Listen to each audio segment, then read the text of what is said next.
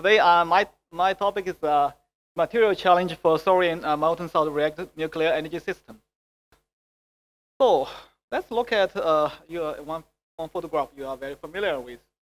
I think when I remember when I was still in Japan 10 years ago, I remember one accident occurred in Japan. It's the rupture of a pipeline in the power station, nuclear power station.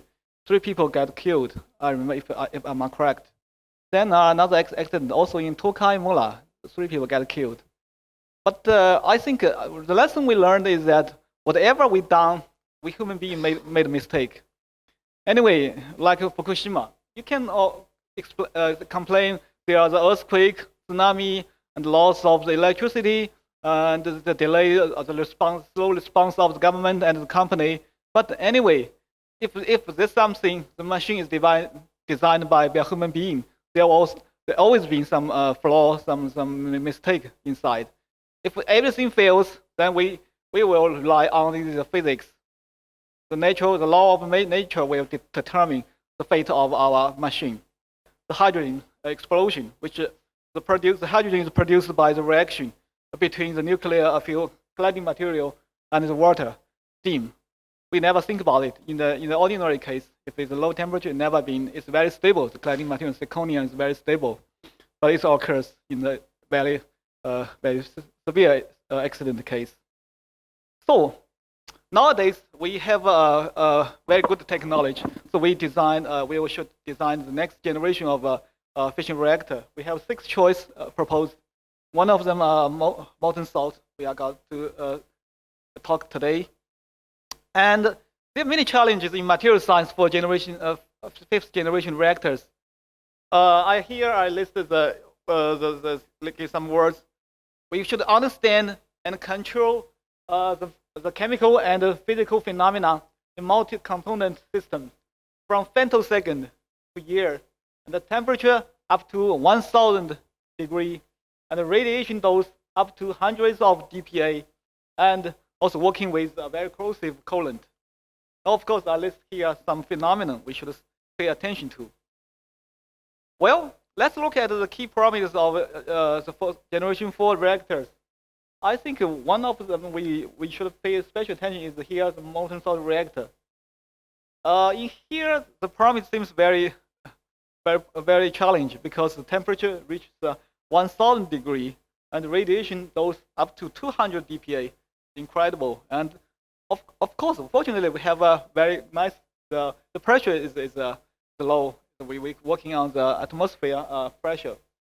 So we have, of course, why you should design the MSR, spend so much time on this technology, because it has a lot of benefits. We already known for the other talks today and yesterday. We have waste minimization, and suitable for thorium utilization, and it's suitable for high temperature application. For example, efficient energy conversion and hydrogen production. And of course, its non-proliferation is also an important factor. But with so much benefits we got, we have a huge, great challenge for the material, because we have to work in very high temperature, and we have a very strong neutron irradiation, and we have to work with very corrosive coolant. For example, for neutron irradiation, we have hardening, embrittlement, creep, swelling. And for the molten salt, we have the corrosion, and also we're concerning about the permeation of molten salt into the graphite. Then, so the material science for this is a good large community. We're working very hard on these issues, and we think the interplay between the experiment side and the theoretical side are very important to push forward and push our study to the limit of the physical law. So we have this material science got the information from the modeling simulation, also from the experiment, and we could find something new in fundamental physics and chemistry, and this gave us the hint and the clue to design a new material. Of course, we have a very good opportunity right now. It's different from 50 years ago. We just barely know some fundamental quantum physics. Nowadays, we have supercomputers, tens of thousands faster than 10 years ago. So if you look at this advanced simulation and computational program, which is in US funded by DOE, I think if you look at the list, both the top of the list, most of the supercomputers are working for the national laboratory belong to US, especially for DOE. And here I think this is the latest one I downloaded from the top 500 list of supercomputers in the world. At least just 5. One of them is the DOE national laboratory. This is a new one. It's about 10 times I think faster than this China one. Once China have been take the place of first place in this list, but soon it will be passed through by the others. And second place is very the good computer in Japan. Japan once the leader of the supercomputing. Nowadays they are catch on. I think there are competitions in the world, not only in US, Japan, in European country, and also in a country like China, India, and other developing countries. They all have their own version of a supercomputing facility. So we have another very good opportunity from the scientific side. We have a synchro radiation facility. I'm not sure you have ever visited our facility, but maybe you have a chance tomorrow. There are many in US and in Japan. This kind of facility gave an enormous chance to the scientific study. Not only, of course, for the material side, also, of course, working for physics, chemistry, for industry, a lot of applications. But I would want to know, tell you is it works for very small. We can learn something very small and occurs very quickly. This phenomenon. Of course, we can study something large. Some occurs in a really relatively slow process, but we get so much rich information which we cannot imagine in the past. So, what's the material for molten salt reactor? Let's look at it. This is Oak Ridge National Lab molten salt reactor built more than 30 years ago. They use hextoloid for the vessel and pipeline, and the nuclear graphite as a moderate. And what we learned is that they can work at a temperature around 700 degrees and can tolerate the irradiation of fast neutron. And it's pretty good for the hextoloid. It's quite good in the corrosive coolant. Especially here is the fluoride, the molten salt. Okay, so what about more high temperature? If nowadays we have another target, not only 700. If we raise the temperature to 800 or 900, what's gonna happen? If you look at this graph, you will know the super alloy. For example, here we mentioned here is especially the nickel-based alloy have a very good performance, but it will drop quickly. The strength will drop very quickly over 800 degrees. So definitely, if we have something very high standard for next generation of molten salt reactor, we must solve this problem.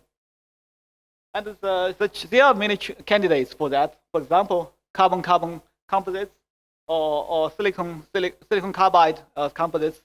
But all these are now still under development. We should pay attention to the good side and the bad side. We should learn their property at this corrosive environment and also on the very strong neutron bombardment. Okay. So with the irradiation damage, it's always been a topic in the nuclear reactor. So what we learned is that one fast neutron, transfers the energy to an atom, and we call this atom pKa. And pKa will travel through the material and give the energy through a cascade process to other atoms. So one atom, for example, you have a 1 mega eV can cause the damage of almost 20,000 atoms to leave its own position. So it's a huge damage to the material. Can we design some material can tolerate such a strong radiation? This is our target.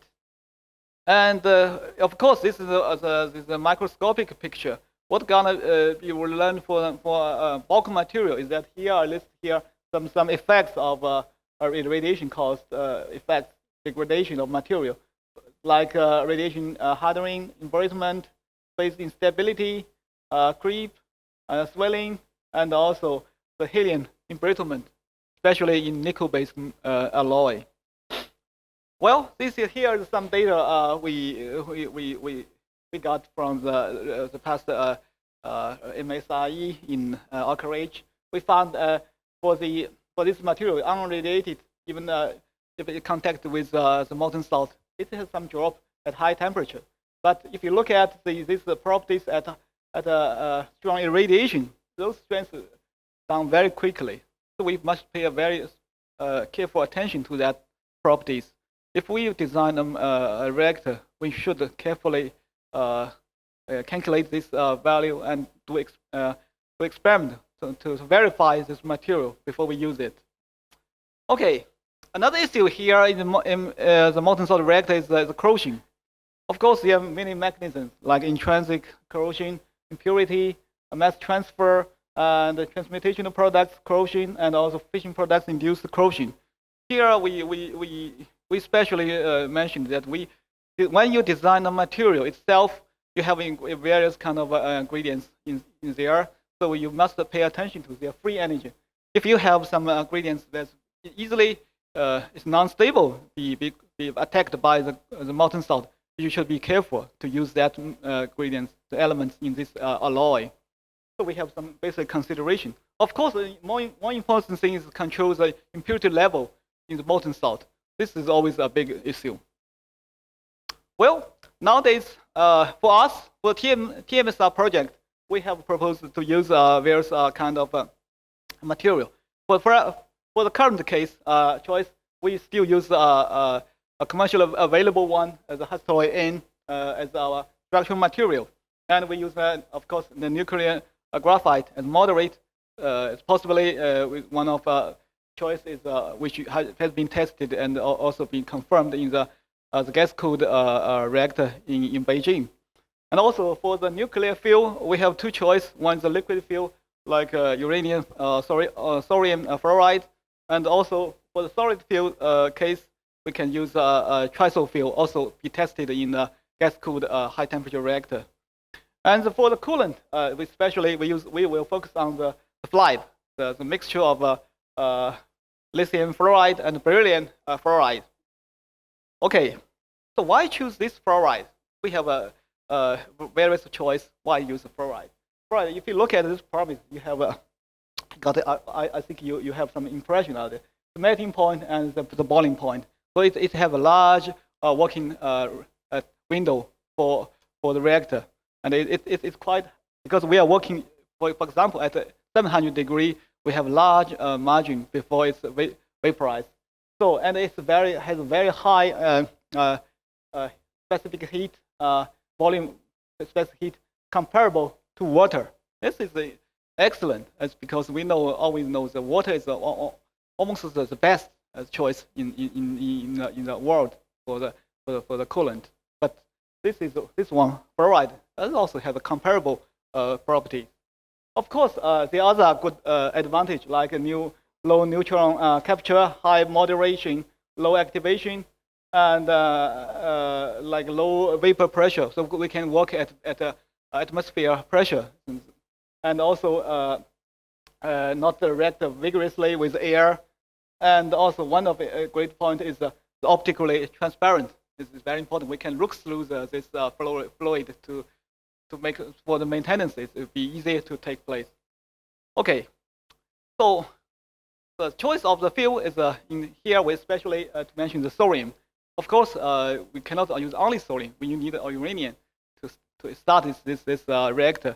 But thorium, of course, is an important fuel here in our TMSR project, because China has a short of uranium. If we have some estimation by 2020, we need 20,000 tons per year. This is much larger can provide by our capacity in mainland China. So we need a lot of other source, for example, from thorium. Someone said it's maybe enough for 300 years, maybe some, but it's questionable. But anyway, we have a lot of thorium here. Now it's thrown away like garbage. So we should collect this and use them as a fuel for nuclear reactor. And so we have two choices. I already told you. One of the liquid fuel, like emphasized in Oak Ridge, and also the solid pebble bed solid fuel reactor, which has been proposed again in the US by a group of university, MIT, UC Berkeley, and Wisconsin University, and also some national lab like Oak Ridge and Idaho National Lab. Okay, especially we want to mention the solid fuel because it's a special trisul fuel. Some of you may be not familiar with that. The core is a uranium dioxide and have several layers of thin layer. Each of them has their own function. The inner side is a pearl carbon, which is low density and can absorb the fission gas, fission product, the bubble gas. And the outside layer is kind of high density pearl carbon contains fission products. And there outside is another layer of silicon carbide it's the main barrier for the fission products. The outside another layer of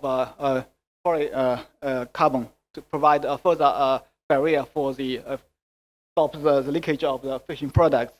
Okay, so it's been tested and working very safely. Its filling temperatures can be reached 1,600 degrees, far from our working temperature. So it gives us very large safety margin. And as I already told you, the structural material here used in our project is a nickel-based alloy, especially here the hustloin. As you already mentioned, I think yesterday, there are many modifications on that, like in Czech Republic, in France, and also in Russia. There are many versions of our new kind of hustloin. Maybe have a different name, but also basically it has a large amount of nickel its base, and also the other small gradients. Each of them have their own function. Well, because it's why are we using this nickel? Because if you look at the Gibbs free energy, it's maybe not very clear. But if I mention here, if you calculate the free energy with this metal, nickel fluoride has a very large, very small Gibbs free energy. So it's very stable here.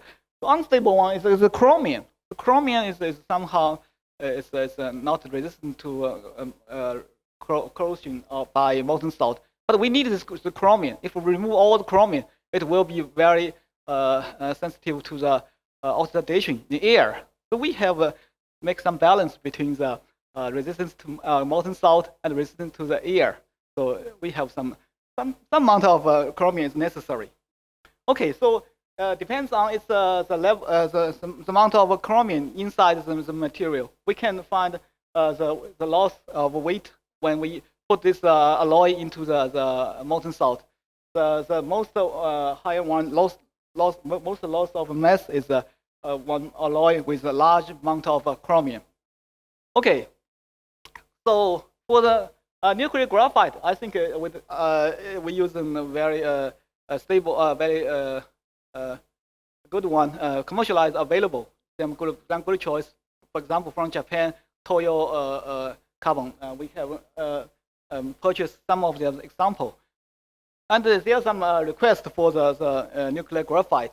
One of these points is low anisotropy, because if you look at the dimension change after irradiation, if you have a good anisotropy, then the dimension change is small. If you have a large anisotropy, then it's a very good, large difference of dimension at different direction. So if you look at this curve I show here, it's about the dimension change at different temperature. It's very interesting that at the beginning, this graphite will shrinking. after radiation. Then it will reach some it's minimum. And then afterwards it will swelling again. When it reaches the original size, then the life is over. We should replace this with new graphite. Okay, so this is what I'm talking about is the present choice. So how about the future? We have some plans for the future material development. So let's look at it. We have a control rod, cladding material, and pump, molten salt pump, and the pipeline, heat exchanger, and the vessel itself. So we propose here are those new materials, mostly the composites like silicon carbide or carbon-carbon composites. So let's why we use those material? Because as you know, for this material, it's have a large, much larger ability against the neutron irradiation, and it's also can withstand high temperature. But one of the weak point for carbon material is it easily be oxidized in the air. So we must be careful use that material for high temperature application. So let's look at those properties. If we see this picture, we have irradiated this carbon-carbon composites at, for example, at 1,000 degree. Here's 2 dPa, and here 10 dPa. For 2 dPa, it's pretty good. You really can find any change for this material. But after irradiation at up to 10 dPa, you see the damage to the material is very clear. Then also we found that the dimensional change also very interesting. We tested for 1D fiber and also for the 3D composites. We found there are the axial contraction and the radial swelling phenomenon in this material. Well, for the case of silicon carbide, what's going to happen? So if you compare this unirradiated and radiated by at 800 degree for 40 dPa is a huge amount of radiation. So we still find it's very good, excellent radiation tolerance because it's a change of the stress is little. Okay, so there are also dimension change in the silicon carbide composites. I think this is still tolerable for this composites at up to 1,000 degree. Okay, if you compare those composites with alloy, what we're gonna learn that you see the lifetime withstand how large dose we can tolerate.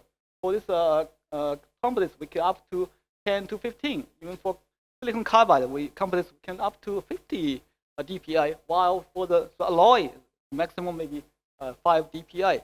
Also for the other properties, you can find it's quite good performance here. Well, so what is our target? Our dream is to find some material can withstand very strong radiation. But the choice here is very limited because you have several elements. Mostly are the alloys. These alloys, this is determined by the physics. You cannot reach the very high tolerance of the neutron irradiation. So we must design a new structure. From the very basic physics, we can design nanostructure. Because some evidence showed that there are great tolerance for nuclear material if they design at a nanoscale. Because we found the interface at nanostructure can capture these defects and cause them to have the self-repairing process. Then we can tolerate much higher radiation. But of course, this is a two-side blade knife because if you have a lot of interface for the radiation, you maybe get some benefits. But for the corrosion, it's bad news because basically, if you have a lot of interface, there are more chance to be attacked by the molten salt. So we must be very careful to design those kind of material. Well, so the last part I will talk about somehow some of the theoretical side, the modeling and the simulation of nuclear material. First, I show you this. Maybe you have already seen this this graph about the multi-scale simulation techniques. So we have divided 3 parts for this electronic structure molecular dynamics calculation. We call this as atomic scale calculation based on the density functional theory, based on molecular dynamics calculation. But for this part, for this scale, we need some mesoscale simulation method. Of course, we have a large, much larger system, up to 1 meter. So we need some macro scale method like finite element simulation technique. Of course, we cannot find a single solution to solve all the problems. We must connect each other with a different method at different level. So we show here just some very brief simulation result. We simulated the bombardment by a fast neutron to the graphene material, carbon material. Okay. And we also make some simulation on the irradiation effects in a nickel iron alloy. You see, find out some of the evolution of these effects at high temperature. Well, especially I want to mention here is a theoretical study on actinide material, because when we talk about the nuclear field, we talk about the actinides. Well, for this most the topic seems focused on the chemistry, but there are also many important studies on material science and on physics. So what is here? We listed the actinides. If we look at these electronic structure, electron occupation, you find it's very interesting because all the out shell is almost the same. The only difference is here in the 5F level. So all these properties are determined by the 5F electron. But of course, it's not a simple one.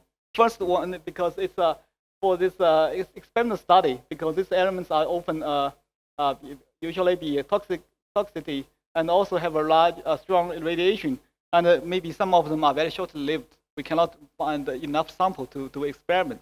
While for the theoretical side, because 5 electron is so have some amazing properties, especially like if you know the theoretical study on the plutonium, there are very large difference on the volume for different phase, for alpha phase and delta phase. So the theoreticians pay so much effort with large theoretical tools, complicated theoretical tools to calculate. For example, based on the DFT calculation, on the DMFT calculation, and finally solve the puzzle in the plutonium. But this there are many other topics still being unsolved in this material. So we actually started this study just last year. We first studied the molecular structure of actinide fluoride and get some very brief result to verify our theoretical tool. And of course, we can make it to our next step, and we calculate the molecular spectrum for different mode, the bending mode and the breathing mode, and we calculate the infrared spectrum. And also another important effect is here is the property of the field, especially the solid field. We talk here is the thorium or uranium dioxide. The mechanical property and thermodynamical property always the center of this the material. So we actually carry out theoretical studies on these materials, like we're using first principle DFT calculation on the the structure of this thorium dioxide, and we calculate its structure and found it's very good agreement with experiment. And also we try to calculate its a phonon dispersion and specific heat. You already know the thorium dioxide is insulate, so the heat transfer is mostly depends on the vibration of the lattice, or in other words, the phonon. We shouldn't carry out the calculation of the phonon spectrum, then we can calculate this heat capacity or thermal conductivity. Okay, so what is the field, next level of field? Here we have a many choice like MOX field, we have the triso field. So what is the ultimate field which can withstand very huge, large, very high temperature, very strong irradiation? So let's look at something small, down to the nano size. So we have some learned a lot from the nanoscientists. They designed a lot of structure. For example, they can put the uranium or thorium atoms into a carbon cage, say 60 or even larger one, and calculate their electronic structure and discuss their stability in the extreme condition. So that's very interesting. So finally, I want to finish my talk. Before it, I will show one of picture. Maybe you have watched this movie. Someone don't like it because it's not a scientific oriented movie, just a science fiction. So there are one material. Sounds very impossible. A alloy capable of withstand the extreme temperature and pressure is the core of Earth. Of course, this is a much severe condition compared to our nuclear reactor. This is millions of tons of pressure in the vessel of this as emission, and also high temperature up to maybe 10,000 of degrees. But they design some material. It's just a science fiction. But I just want to show you, about 100 years ago, no one believed that superconductor sounds impossible. No one believes that. But nowadays it's common sense. Superconductor is just available. The problem is, can we reach the much high temperature? And also for nuclear energy itself, 100 years ago, no one believed that. We cannot imagine so small amount of material can release so huge amount of energy. So what we learned is we should use our imagination. Don't stop thinking. Don't stop action. We can, in the future, we maybe made a very new material to provide us a very great future for nuclear application. So finally, this is a summary of my talk. Now I'd like to thank my colleagues which contributed to this talk, and I would like to thank to you for your attention. I'm interested in the use of the first principle calculation for this nuclear material. You mentioned about the thorium oxide, and that is rather common. But for the molten salt reactor, you have fluoride and actinide. Do you have any kind of dream to use the supercomputing power of the first principle calculation? Well, yes, good question.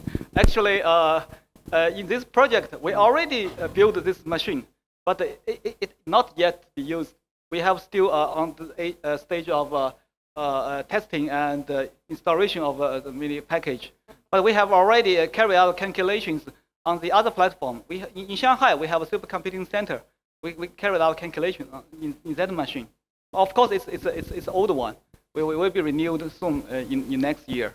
We believe it's very important for the first principle calculation. The issue of precipitates that can be developed within the molten salt as it's operating within the reactor. And have you been able to predict these, or have you any experiments underway addressing this issue so far? You mean the study on the molten salt? Correct, yeah. Okay. I just tell you one thing. In our TMSR projects, we have different divisions. We have special division called a molten salt division. They spend a lot of time working on this issue, like the thermodynamical property, the phase diagram, and also there are many engineering problems. So we have some collaboration with them.